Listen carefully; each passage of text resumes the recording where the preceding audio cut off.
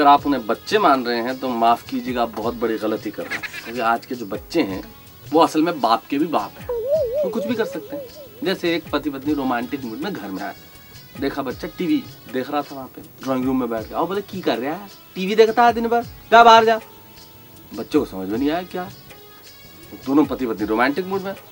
बोले बाहर जा, बालकनी में खड़ा हो जा। अब वो बालकनी में खड़ा हो गया, बोले क्या करूं? बोले यहाँ जो चल रहा है वो देख और वहां से रनिंग कमेंट्री कर। अब बच्चा वहीं से रनिंग कमेंट्री करने लगा। पापा गुप्ता अंकल तो है ना अखबार पढ़ रहे हैं और शर्मा अंकल जो है वो चाय पी रहे हैं और जो पापा माथुर अंकल है ना वो आंटी के साथ बेडरूम में।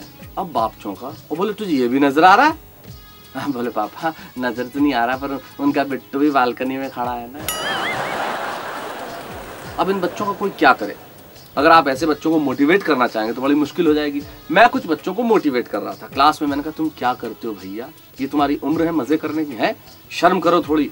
तुम्हारी उम्र में शास्त्री जी नदी तैरकर पार करके पढ़ने जाते थे। एक बच्चा खड़ा हो गया, बोले सर ज्यादा समझाने की जरूरत नहीं है, आपकी उम्र में भगत सिंह फांसी पे लटक गए थे। अब इन्हें कोई भी कुछ कह दे इन्हें समझ में तो आता नहीं। एक टीचर ने कह दिया भैया तुम पढ़ते क्यों नहीं हो, है तुम्हारी उम्र में जब मैं पढ़ता था तो फर्स्ट क्लास फर्स्ट आता था। बच्चा बोला आपको कोई ढंग का मास्टर पढ़ाता होगा सर। अब ऐसे बच्चों को अगर ट्यूशन भी पढ़ने भेजो तो टेंशन कर देते हैं। एक बच्चा जाता था ट्यूशन पढ़ने के लिए तो टीचर के यहाँ 3 दिन नहीं पहुंचा। तो 3 दिन बाद टीचर ने पूछा भैया कहाँ थे, आए क्यों नहीं 3 दिन? बोले सर है ना वो परसों मैं आ रहा था सर, तो वो क्या है कि मेरे वो एक ही पैंट है मेरे पास तो वो मैंने धो के सुखा दी सर, तो फिर मैं नहीं आ पाया। तो टीचर बोला कल तो आ जाता। बोले सर कल आया था तो बरामदे में आपकी सूख रही थी तो वापस चला। तो इन बच्चों को कोई क्या करे, इनसे सवाल जवाब आप कर नहीं सकते हो। हमारे मोहल्ले में एक बच्चा गली में कुछ खा रहा था। मैंने कहा क्या खा रहा है? बोले बताने के 100 रुपए। मारवाड़ी की वाला, समझ गया मैं, बिजनेसमैन है बचपन से ही, बॉन्ड MBA। मैंने कहा बताने के 100 रुपए, चीज क्या? और बोले बोला ना बताने के 100 रुपए। मैंने कहा दे भैया। बोले अकल की दवाई है। मैंने कहा दे दे। बोले देने के 200। अरे मैंने कहा मरवाएगा क्या? फिर भी मैंने कहा अच्छा बताने के 100 देने के 200, मैंने 300 रुपए तक दिए उसके हाथ में। और मैंने कहा दे अकल की दवाई। उसने चीज हाथ में रख दी है। मैंने कहा ये तो च्युइंगम है। बोले आ गई ना अकल। तो इस तरह से बच्चे अकल बांटते हैं और इनसे आप कुछ कहेंगे तो ये वापस जवाब देते हैं। जैसे मुझे अपनी कविता की 4 पंक्तियां याद आती है कि सोहन ने अपने घर में लगा आम का पेड़ काटा। बड़ी सामान्य सी बात है साहब, कोई भी कर सकता है अपने घर में, लेकिन सोहन ने किया तो क्या हश्र हुआ। सुनिए कि सोहन ने अपने घर में लगा आम का पेड़ काटा तो उसके बाप ने उसे डांटा। अब सीधी सी बात है, बाप तो डांटेगा ही। और हिंदुस्तान में बाप डांटता नहीं साहब, कूट भी देता है। और कई बार तो बाप सुबह दोपहर शाम 3 बार इसीलिए कूटता है कि बताना होता है मैं तेरा बाप, एंडोर्समेंट ऑफ द डील। तो सोहन ने अब मेरी कविताओं में काटा डाटा बहुत आसान लफ्ज पाएंगे, कठिन लफ्ज इसलिए नहीं पाएंगे क्योंकि मुझे खुद ही नहीं आते। तो सोहन ने अपने घर में लगा आम का पेड़ काटा तो उसके बाप ने उसे डांटा। तो सोहन बोला जब रमेश ने काटा था तब तो उसके बाप ने नहीं डांटा था। प्रति प्रश्न किया। प्रति प्रश्न मतलब काउंटर क्वेश्चन। बच्चे की साइकोलॉजी है साहब, आप उसे जिस बात पे डांट रहे हैं वो जरूर पूछेगा भाई किसी और ने किया उसे डांटनी पड़ी यार, मुझे क्यों कह रहे हैं। तो सुनिए होता क्या है कि सोहन ने अपने घर में लगा आम का पेड़ काटा तो उसके बाप ने उसे डांटा। तो सोहन बोला जब रमेश ने काटा था तब तो उसके बाप ने नहीं डांटा था। तो सोहन का बाप जो गुस्से के मारे जला भुना ऐठा था, बोला रमेश ने काटा तब उसका बाप पेड़ पे नहीं बैठा था। जैसे एक बच्चा गली में खेल रहा था, एक आदमी आया, बोले तेरे पिताजी घर पे हैं क्या? उसने ऐसे डांटते हुए पूछा, इरिटेशन, पिताजी घर पे हैं क्या? बोले हाँ अंदर ही हैं।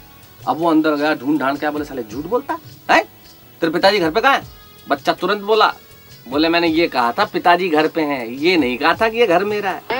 इन बच्चों को आप कुछ नहीं कर सकते। एक बच्चा अपनी माँ के पास आया, बोले मम्मी मम्मी मम्मी आज ना पड़ोस वाले अंकल ने मेरे से बहुत देर तक बातें की, मम्मी खूब बातें की। बोले बेटा क्या बातें की? बोले मुझसे बोला अगली बार इस लॉन में पाँव रखा ना टांगे तोड़ दूंगा। अब कुछ बच्चे पढ़ने लिखने में कमजोर होते हैं, माँ बाप सोचते हैं पढ़ लिख जाए, कोई टीचर वीचर रख दो।